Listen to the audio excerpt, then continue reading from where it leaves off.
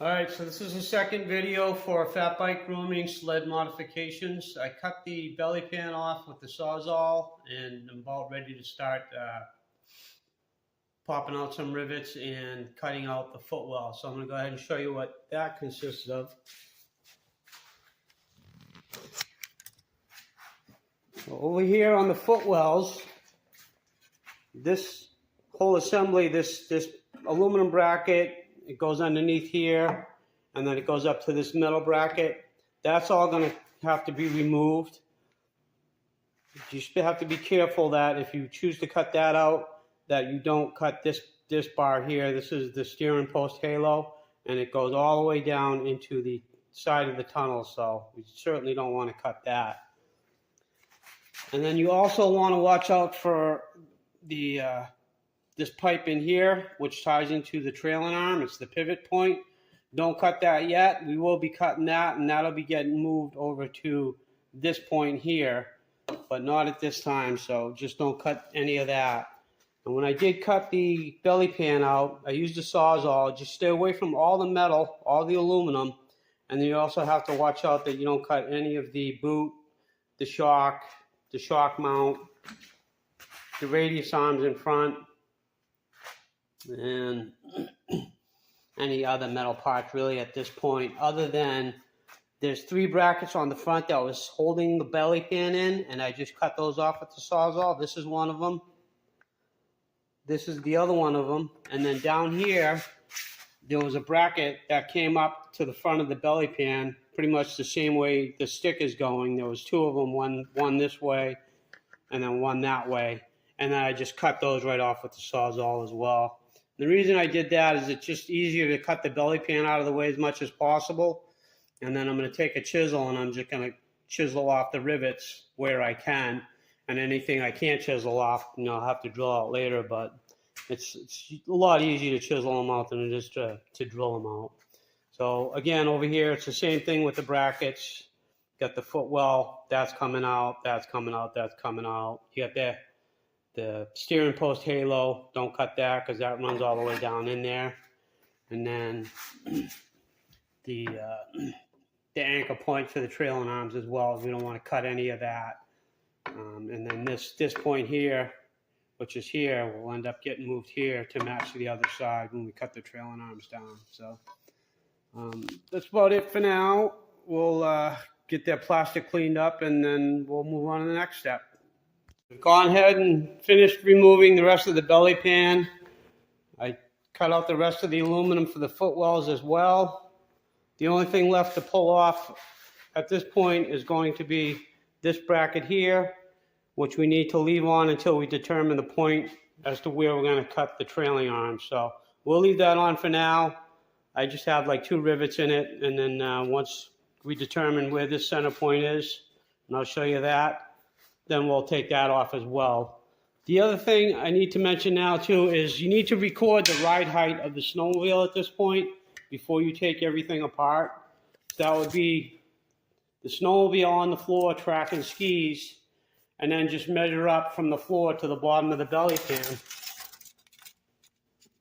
And that was 10.5. And just make sure you record that number somewhere, because when you put it back together, we want to make sure it obtains the same ride height.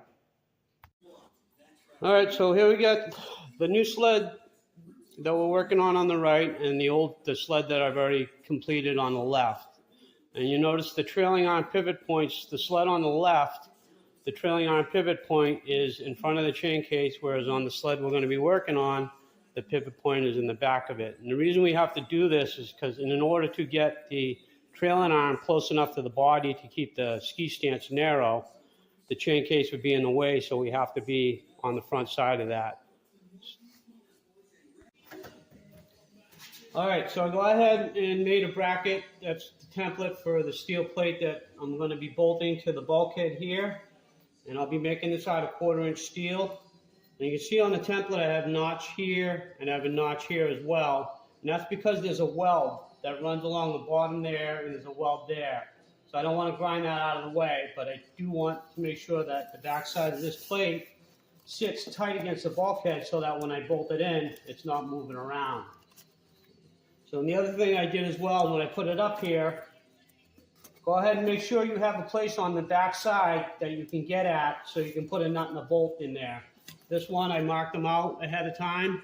That way when you put the tube in there for the trailing arm, you're not going to be putting it in the way of where you could potentially bolt it in.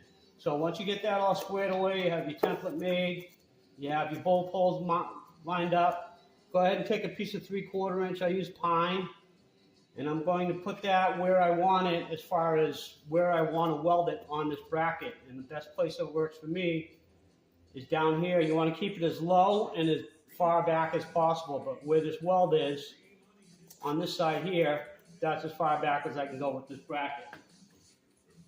So I'm going to go ahead and mark that, which I already did with my pencil, and then I'm going to go ahead and screw that through the back side with just 1 1/4 inch drywall screw. Alright, so I've gone ahead and I mounted the piece of 3/4 to my template, cardboard template. I just put a screw on the back side of it. You just want to make sure that it's pretty close to a 90-degree angle here. You don't make sure it's not too skewed. And I'm going to go ahead and put that right in where I want it.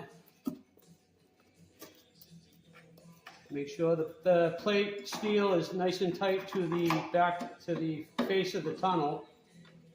And then just put a clamp on it to hold it. I'm going to go ahead and just push this in tight, and then just mark the center on my trailing arm.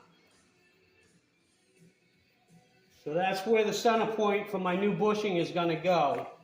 This piece here is actually going to get cut back here somewhere. That's to be determined after we get the trailing arm cut down and get the new bushing welded into it. So that's the next step.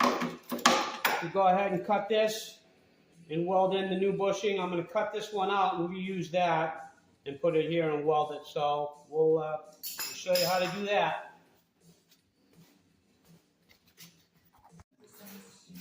And I did forget to mention that this bracket is going to be the same on the left as it is on the right. So you're just going to take the same exact bracket, take from this side, and this piece is going to go on that side. So that'll be the left side when it's all said and done.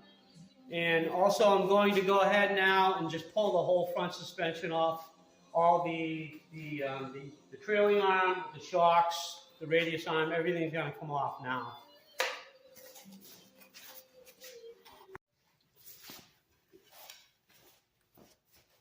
So after looking at this setup, the way I was going to do it with the steel plate and the spindle being up here for the trailing arm, I was looking at the geometry of the snowmobile front end, and this trailing arm here is raked more than the ones that I previously built.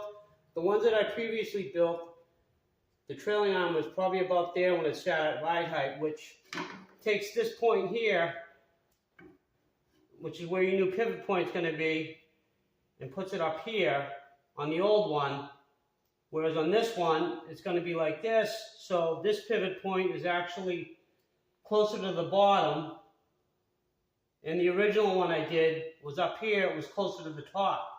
So the original one I did worked good up here, but this one I don't think is going to work as good because I'm going to be getting away from the original geometry of the front end. You want to stay as close to stock as you can.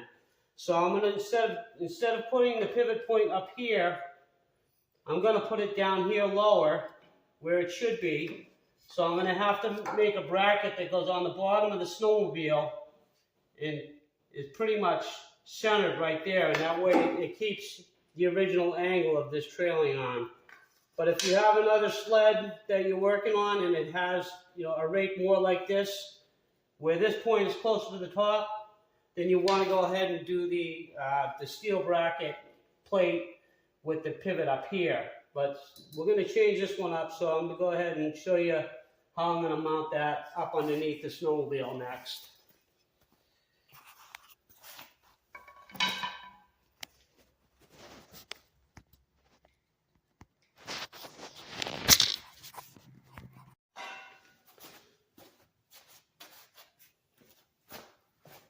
All right, so I just happen to have a steel bracket kicking around. It worked great. It already had the bend on it, and this is a 90-degree bend here.